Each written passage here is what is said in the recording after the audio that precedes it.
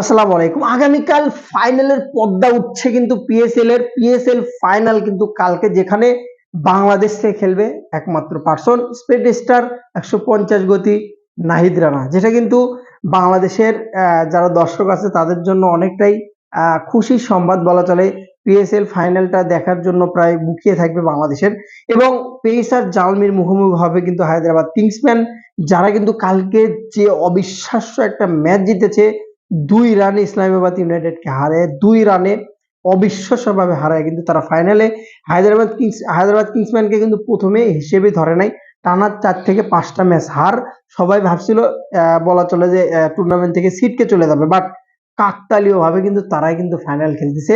কিছুটা কিন্তু মুম্বাই ভর করছিল তাদের উপর, কারণ আইপিএলে মুম্বাই প্রথমে টানা 5-6টা 7টা ম্যাচ হারার পরে পরবর্তীতে একটানা কামব্যাক করে কিন্তু কাপ মারে। সেরকম অবশ্যই কিন্তু সেরকম অবস্থাতেই আছে হায়দ্রাবাদ কিংসম্যান।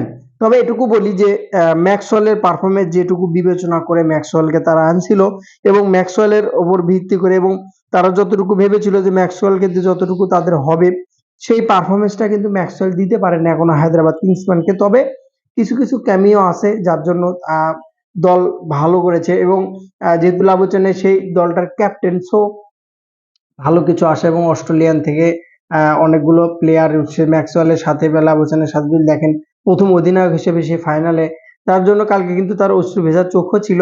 আর দেখার মতো ছিল যে কোনো খেলা একজন খেলোয়াড়ের কাছে, পিএসএল হোক, ঘরোয়া লিগ হোক, ফার্স্ট ক্লাস হোক, যেটাই হোক না কেন, ফাইনালে যখন পৌঁছে যায় একটা আবেগ কাজ করে। সেই আবেগের থেকে কিন্তু কালকে মোটামুটি বলা চলে লাবুচেনে যেভাবে চোখের পানি ঝরলো, তাতে করে ব্যক্তিগতভাবে আমি মনে করি যে ক্রিকেটটাকে জয় করে নিয়েছে।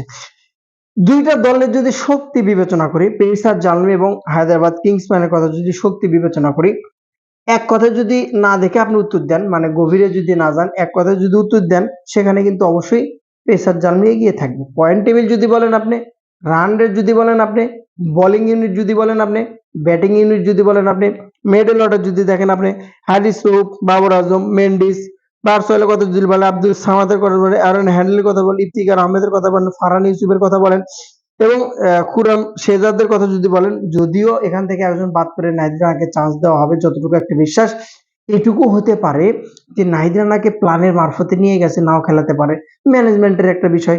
যদিও এরকম হবে না, 80% চান্স নাই, বাট এরকমই ফাইনালে অনেক টিম আছে, অনেক ম্যাচ আছে, এরকম হয় যে একটা প্লেয়ারকে যখন একটা দেশ থেকে কিনে নিয়ে আসে, প্রতিপক্ষ ভাবে যে এটি এই প্লেয়ার কিনে 100% একাদশ গড়বে, বাট অনেক সময় কিন্তু প্রতিপক্ষ এটাকে পলিটিক্যালি ইউজ করে যে নাহিদ রানাকে আমরা নিব না বা তাকে একাদশে খেলাবো না, এরকম একটা চিন্তা ভাবনা কিন্তু তাদের থাকে অনেক সময় প্রতিপক্ষকে চাপে ফেলার জন্য। বাট নাহিদ রানার ক্ষেত্রে এরকম হবে না। সো আপনি যদি এক কথায় অ্যান্সার দেন, এক কথায় উত্তর যদি আপনি দেন, সেক্ষেত্রে কিন্তু আমি মনে করি পেসার জালমি অনেকটাই এগিয়ে থাকবে।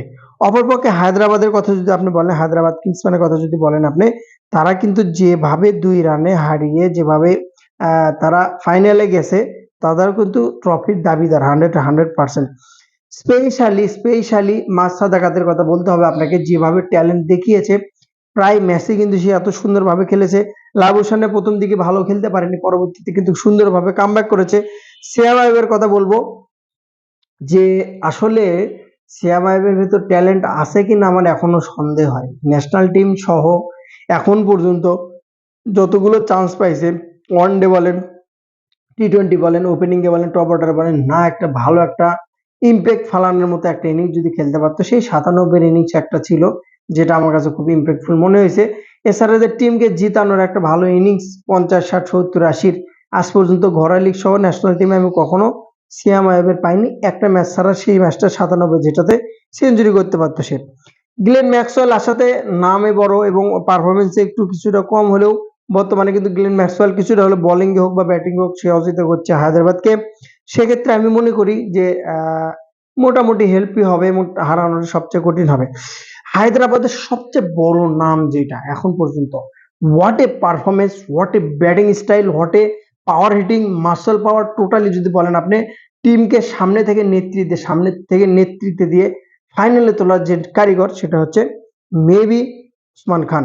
ওসমান খানের পারফরমেন্স যদি আপনি দেখেন, 47 বলে 101, 35 বলে 25, 26 বলে 54, 35 বলে 64 এবং 30 বলে 61, শেষ 5টা ইনিংস যদি আপনি ওসমান খানের দেখেন, না অবাক হয়ে যাবেন যে বরাবরই পিএসএল আসলে ওসমান খানের উপর কি ভর করে, এত ভালো পারফরমেন্স, এত কোয়ালিটিফুল মানে পারফরমেন্স কিভাবে দিতে পারে। অপরপক্ষে বুড়ো কুশাল পেরেরাকে নিয়ে আসে কিন্তু তারা ক্যালমাটা চালিয়েছে মোটামুটি। কুশাল পেরেরা মোটামুটি ভালো করছে, এবং হাসান খানের কথা যদি বলেন, হোসনাইন শাহর কথা যদি বলেন, বোলিং ইউনিট তো বরাবরই আপনি যদি দুইটা টিম, যে আপনি যদি দেখেন পেসার জালমির বোলিং ইউনিট এবং হায়দ্রাবাদের বোলিং ইউনিট দুটো যদি বিবেচনা করেন, তাহলে আমার কাছে মনে হবে যে বোলিং ইউনিটটা যেভাবে হুনায়ন শাহ যেভাবে আপনার পারফরমেন্স করছে, তাতে করে যেভাবে ডেট ওভার বল করছে, তাতে করে দুই দলের বোলিং ইউনিটটা মোটামুটি কাছাকাছি যাবে। ব্যাটিং ব্যাটিং এর দিক থেকে বিবেচনা করলে পেসার জালমি অনেকটা এগিয়ে থাকবে, কারণ বাবর আজম যে পরিমাণ ফর্মে আছে, তাতে করে কিন্তু তাকে আটকানো অনেকটাই কঠিন। অপরপক্ষে পাশে যদি দেখেন ওসমান খানের, তাকে ওসমান খানকে আটকানো কিন্তু প্রতিপক্ষের জন্য অনেক কঠিন। তবে সর্বোপরি একটা বলবো, নাহিদ রানা ভালো করুক। নাহিদ রানা কামব্যাক দিয়ে ভালোভাবে সুন্দরভাবে 4 ওভার বল করে 2-3টা উইকেট নিয়ে ফাইনাল ম্যাচটা ভালো ইম্প্যাক্ট ফেলে নিজের স্মরণীয় করুক, এ কামনাই করছি। ভালো থাকুন। ভিডিওটি ভালো লাগলে অবশ্যই শেয়ার করুন, সাবস্ক্রাইব করতে ভুলবেন না। আসসালামু আলাইকুম।